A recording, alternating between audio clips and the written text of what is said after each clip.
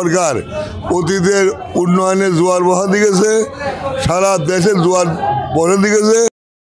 রাজধানী শ্যামবাজার আলহাজ ভান্ডার থেকে আমরা সরাসরি আমাদের আড়তদারের কাছেই কথা বলবো। আজকে উনি এটা প্রতিষ্ঠানের মালিক না? সালাম আলাইকুম। কেমন আছেন? আলহামদুলিল্লাহ ভালো। ভালো আছেন? কি অবস্থা বর্তমান বাজারে পেঁয়াজের? বাজারের অবস্থা পর্যাপ্ত পরিমাণে আমদানি, বাজার কম। বাজার কম জি, মানে ঈদের জন্য কেনাকাটার জন্য কি যারা কৃষক রয়েছে বিক্রি করতেছে কম দামে? কৃষকরা আমদানি করেছে, যারা ব্যাপারী তারা আমদানি করছে, মানে কৃষক দিয়ে ব্যাপারী দিয়ে পর্যাপ্ত পরিমাণে আমদানি, যার কারণে বাজারটা যা মার্কেটের চাহিদা তার চেয়ে আমদানি বেশি হয়ে বাজার 1 টাকা 1.5 টাকা পড়ে গেছে। একটু আপনার প্রতিষ্ঠানের নাম এবং ঠিকানাটা একটু বলবেন। আলহাজ মেসার্স আলহাজ ভান্ডার, শ্যামবাজার, ঢাকা। আজকের বাজারে কত টাকা করে কোন পেঁয়াজ যাচ্ছে একটু বলবেন? আপনার এই পেঁয়াজ হালি পেঁয়াজ, যেটা 6 মাস সংরক্ষণ করা যায় তাকে হালি পেঁয়াজ কয়, ওইটা বিক্রি হচ্ছে 28 টাকা থেকে 30 টাকা। আর যেটা মুড়ি কাটা পেঁয়াজ, ওয়ান টাইম পেঁয়াজ বলে, বুঝলেন, এই জাতের পেঁয়াজ এটা বিক্রি হচ্ছে 24 টাকা 25 টাকা। আর যেটা হল্যান্ড পেঁয়াজ কয়, মেহেরপুর চোঙাডাঙ্গার ভারতীয় বীজ, বাংলাদেশে উৎপাদন, এটা বিক্রি হচ্ছে 17 টাকার থেকে 19 টাকা, বুঝলেন। এইগুলি বাজার অবস্থা। আর বাজারে এই ঈদের যে জোরে সোরে বেচাকেনা হয়ে বাজারে বাড়তে হবে, বাড়তি না হয় অস্বাভাবিকভাবে আমদানি হয়ে বাজার বন্ধে 1 টাকা 1.5 টাকা কমে গেছে। আলুর বাজারও কম, পেঁয়াজের বাজারও কম। আমাদের দেশি রসুন যেটা দেশি রসুন গুণগত মান ভালো, নতুন, এই রসুনের বাজারও কম। রসুনের বাজার কম। আচ্ছা, আমরা একটু এখন পেঁয়াজগুলো দেখবো, কোন পেঁয়াজটা কত দাম একটু দেখবো। এদিকে এটা কোথাকার পেঁয়াজ? এটা হল্যান্ড পেঁয়াজ, এটা 18 টাকা 19 টাকা দাম।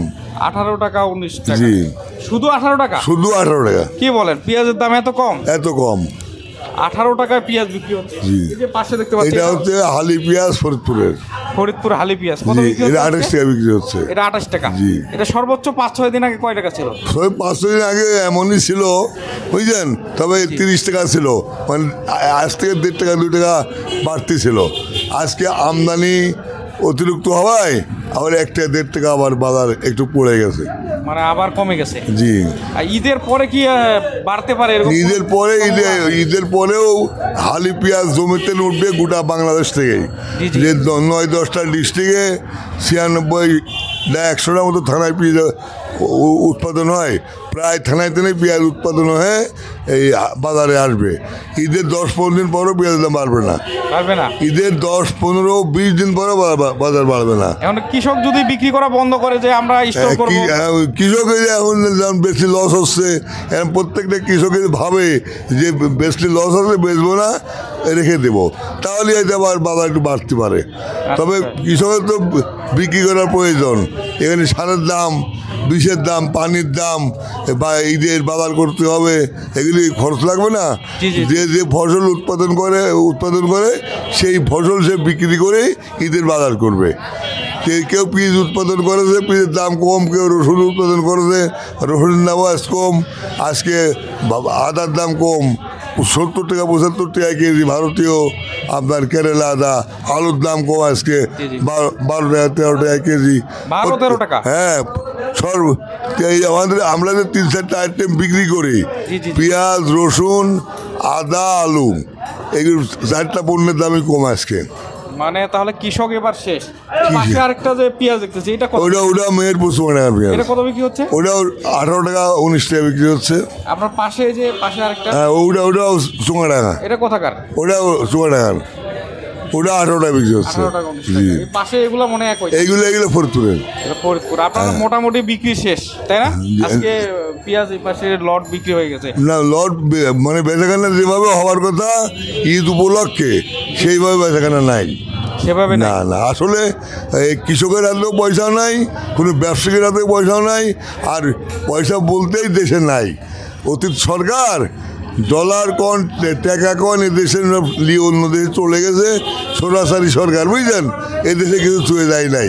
এদেশের এখন কৃষকও অবস্থা খুব খারাপ, কোনো পণ্যের দাম পাচ্ছে না।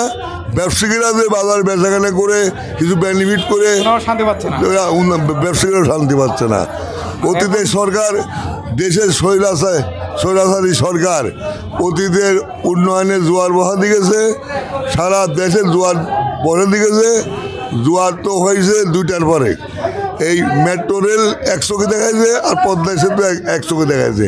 দেখা গোটা দেশের টাকা লুটি, গোটা দেশের ডলার লুটি, সব আমেরিকা, লন্ডন, ইটালি সব বাড়ি করেছে। এক একটা মন্ত্রী 10টা 5টা, কেউ 100টা, কেউ 50টা।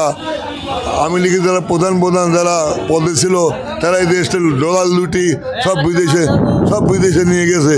এই দেশে ডলার বলতে আর কিছু নাই, ডলারও নাই, টাকাও নাই, এই দেশে অর্থবিহীন হয়ে গেছে। এখন কৃষকের জন্য কিছু বলেন আপনি? কৃষকের জন্য কি বলবো, 1000বার বলেছি কোনো কাজের।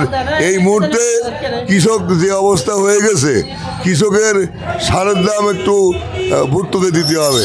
কৃষকের তেল যে 118 টাকা লিটার ডিজেল তেল, এর ওই দামের ভর্তুকি দিতে হবে। কৃষক যে বিদ্যুৎ ব্যবহার করে সেই বিদ্যুতের উপর ভর্তুকি দিতে হবে।